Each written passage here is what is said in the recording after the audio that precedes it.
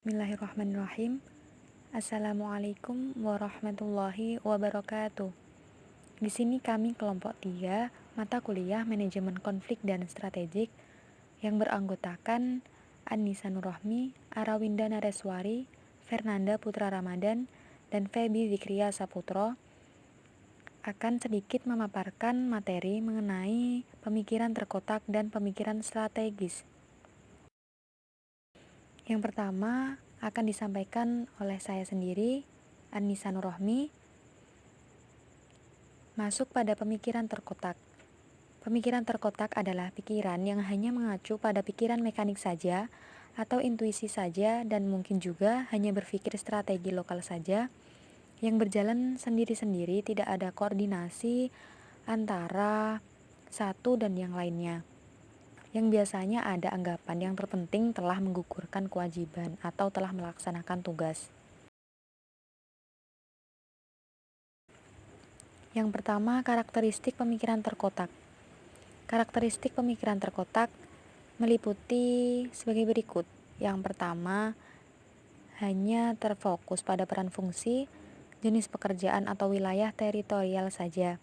Yang kedua, bersikap individualistis atau golongan. Yang ketiga, hanya menggugurkan tugas atau hanya mengerjakan tugas saja. Yang keempat, pemborosan waktu dan biaya karena harus bekerja 2 kali. Dan yang kelima, tercapainya visi dan misi cukup sulit karena hanya saling lempar tanggung jawab.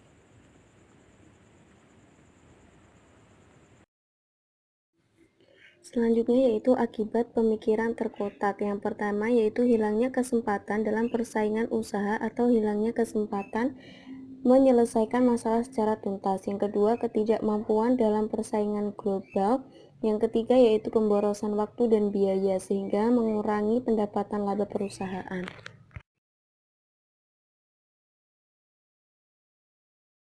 Selanjutnya yaitu contoh pemikiran terkotak. Contoh berpikir terkotak yaitu tukang sapu jalan protokol. Tukang sapu setiap pagi wajib menyapu jalan protokol tetapi tidak bertugas mengangkut sampah. Suatu hari petugas angkut sampah tidak masuk tetapi tidak memberitahukannya kepada tukang sampah dengan alasan tidak mempunyai nomor telepon. Dari hal tersebut terjadilah tumpukan sampah yang merusak pemandangan karena ada inspeksi kebersihan. Akhirnya kepala kebersihan mendapat teguran kemudian memanggil tukang sapu dan petugas angkut dalam memberikan teguran. Jadi mereka masih berpikir secara terkotak di mana hanya memikirkan diri sendiri dan tugasnya diri sendiri. Hal tersebut menyebabkan visi dalam menciptakan lingkungan yang bersih di jalan protokol tidak tercapai. Selanjutnya, pemikiran strategis. Teori-teori yang harus digunakan sebelum berpikir strategis yang pertama yaitu manajemen. Manajemen ada di organisasi, perusahaan, institusi, atau departemen. Sifatnya secara global atau keseluruhan.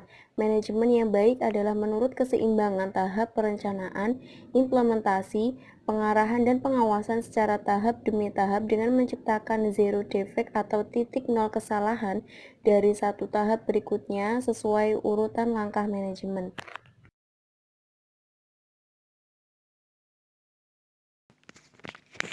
Untuk selanjutnya yaitu tingkatan manajemen keuangan.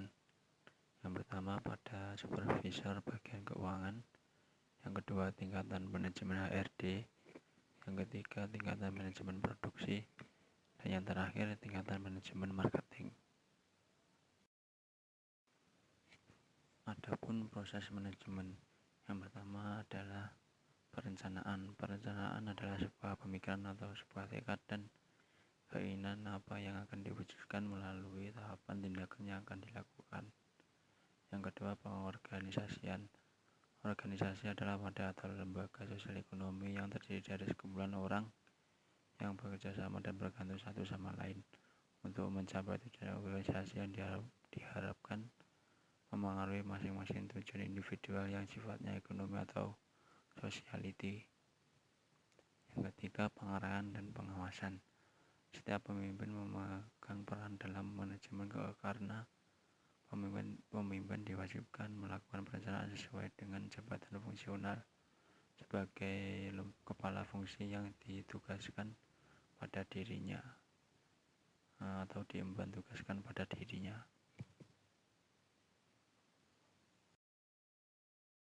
Bismillahirrahmanirrahim. Assalamualaikum warahmatullahi wabarakatuh. Di sini kami kelompok 3, mata kuliah Manajemen Konflik dan Strategik yang beranggotakan Annisa Nurrohmi, Arawinda Nareswari, Fernanda Putra Ramadan, dan Feby Zikria Saputro akan sedikit memaparkan materi mengenai pemikiran terkotak dan pemikiran strategis. Yang pertama akan disampaikan oleh saya sendiri, Annisa Nurrohmi. Masuk pada pemikiran terkotak. Pemikiran terkotak adalah pikiran yang hanya mengacu pada pikiran mekanik saja atau intuisi saja dan mungkin juga hanya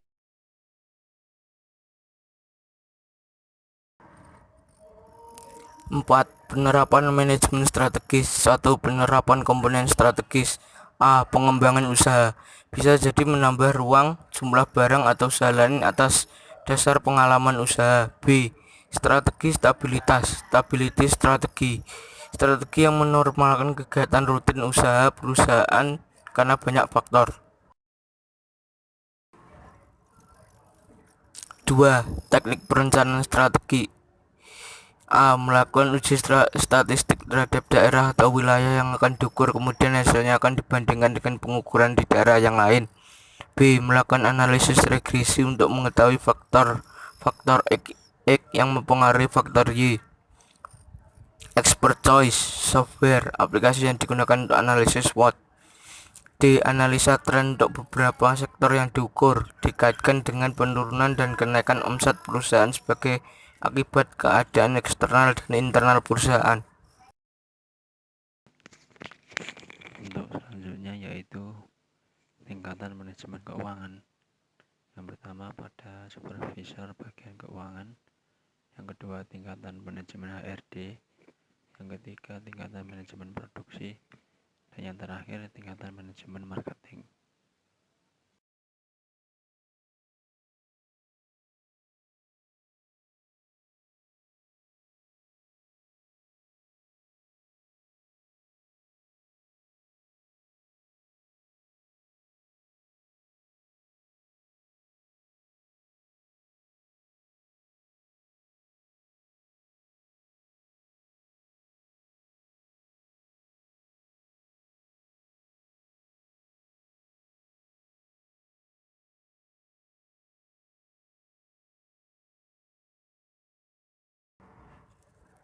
Sekian presentasi dari kelompok kami. Apabila ada yang ingin ditanyakan silahkan ditanyakan, dan apabila ada kurang lebihnya kami mohon maaf. Wassalamualaikum warahmatullahi wabarakatuh.